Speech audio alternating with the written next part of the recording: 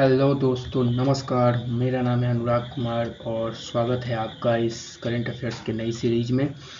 तो current affairs daily basis पे हम लोग 15 करंट अफेयर्स करेंगे और जो कि किसी भी वनडे एग्जामिनेशन के लिए बहुत ही इम्पोर्टेंट होगा। और आज शुरू करने से पहले एक थॉट ऑफ द डे देख लेते हैं। The beautiful thing about learning is that nobody can take it away from you. सीखने की सबसे अच्छी बात यह है कि कोई भी व्यक्ति इसे आपसे अलग नहीं कर सकता, जुदा नहीं कर सकता। कितना शानदार विचार है। Question number 1, according to the report released recently by RBI, India's share in global real-time payment has increased to what percentage? Answer is 48.5%। अगर मैं इसको हिंदी में पढ़ूँ तो हाल ही में आरबीआई द्वारा जारी रिपोर्ट के अनुसार वैश्विक रियल टाइम भुगतान में भारत की हिस्सेदारी कितना प्रतिशत हो गई है? तो इसका आंसर होगा 48.5%। ठीक है। Question number 2, where was All India Education Conference 2024 organized recently? तो आंसर होगा दिल्ली। हिंदी में भी मैं पढ़ के बता देता हूँ। हाल ही में अखिल भारतीय शिक्षा सम्मेलन 2024 का आयोजन कहाँ किया गया? तो दिल्ली में किया गया। अगला question, nearly 100 people have died due to massive landslide in hilly areas of Wayanad district of Kerala. Landslide is a natural disaster, not a human disaster, general disaster etc.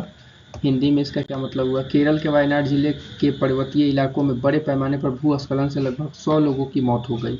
भूस्खलन क्या है? प्रकृति का आपदा है, मानवीय आपदा है, सामान्य आपदा? इनमें से कोई नहीं। तो आंसर होगा प्राकृतिक आपदा है।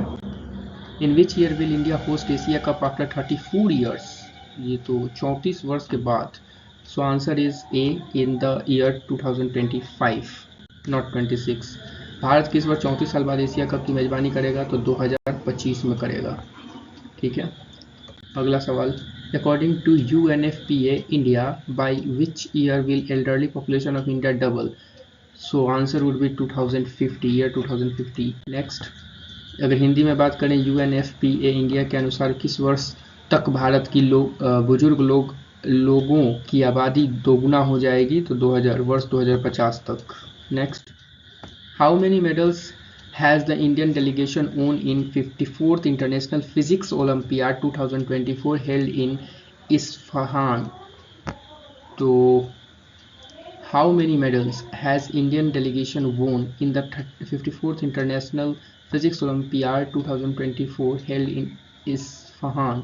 तो 5 मेडल अभी तक जीते, इसमें जीता भारत ने। हिंदी में बात करें तो भारतीय प्रतिनिधिमंडल के इस्फहान में आयोजित 54वें अंतर्राष्ट्रीय भौतिक ओलंपियाड 2024 में कुल कितने पदक जीते हैं? तो 5। ठीक है। अगला सवाल, recently the central government has given in principle approval for setting up how many new greenfield airports across the country? Answer would be 21। Hindi में पढ़ के बताऊं तो हाल ही में केंद्र सरकार ने देश भर में कितने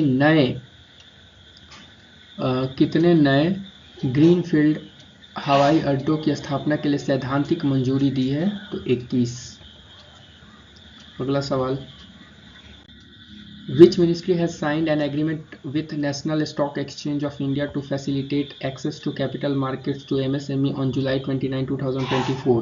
Ministry of Home Affairs, Ministry of Finance, Ministry of Defense, Ministry of Rural Development. You cannot guess in this question. Either you know, then you will mark it correct, otherwise you will mark it wrong. MSME से आप क्या guess करोगे? Finance या ज़्यादा से ज़्यादा rural, rarely home affairs? लेकिन इसका करेक्ट आंसर होगा मिनिस्ट्री ऑफ डिफेंस। अगर मैं हिंदी में इसको पढ़ के बताऊं तो 29 जुलाई 2024 को MSME को पूंजी बाजार तक पहुंच की सुविधा देने के लिए किस मंत्रालय ने national stock exchange of India के साथ समझौता किया? तो रक्षा मंत्रालय ने, डिफेंस मिनिस्ट्री ने। Who has recently become the world's youngest and fastest female para swimmer to swim across English Channel alone? GRI, the correct answer, C। ठीक है। नेक्स्ट, हिंदी इसका क्या होगा? हाल ही में कौन इंग्लिश चैनल को अकेले तैरकर पार करने वाली दुनिया की सबसे कम उम्र और सबसे तेज महिला पैरा तैराक बन गई हैं? मीरा भाई चंदा, शिवानी कटारिया, GRI, माना पटेल? तो GRI, C करेक्ट आंसर होगा। ठीक है। Which date is celebrated every year as Shahid Udham Singh Martyrdom Day? 31st July। Hindi में बात करें तो कौन प्रतिवर्ष किस तारीख को शहीद उधम सिंह शहादत दिवस के रूप में मनाया जाता है? 31 जुलाई को।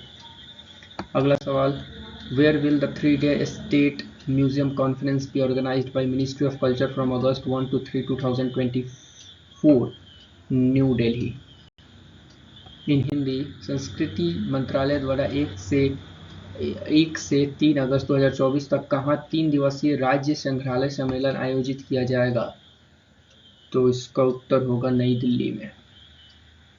अगला सवाल, what is the main objective of Green India Mission under National Climate Change Action Plan? To install solar power plant in every house, to increase agriculture production, to protect forest area, to reduce green house gas emission. Hindi में क्या होगा?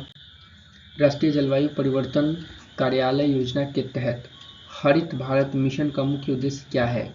हर घर सौर ऊर्जा plant स्थापित करना, कृषि उत्पादन बढ़ाना, वन क्षेत्र की रक्षा करना, ग्रीन हाउस गैस उत्सर्जन में कमी लाना। नाउ मैं चाहूँगा कि आप अपने से इसका आंसर करो। अगला सवाल, recently Nicolas Maduro has been re elected as the president of which country? ठीक है, हिंदी में अगर मैं बात करूं तो हाल ही में निकोलस मादुरो पुनः किस देश के राष्ट्रपति निर्वाचित हुए हैं? Brazil, Chile, Venezuela, Canada.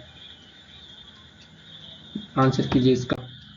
Where has the Tech Leaders Forum of India been launched recently in the World Education Conference 2024? Dubai. Correct answer. New York, London, Thimphu. No.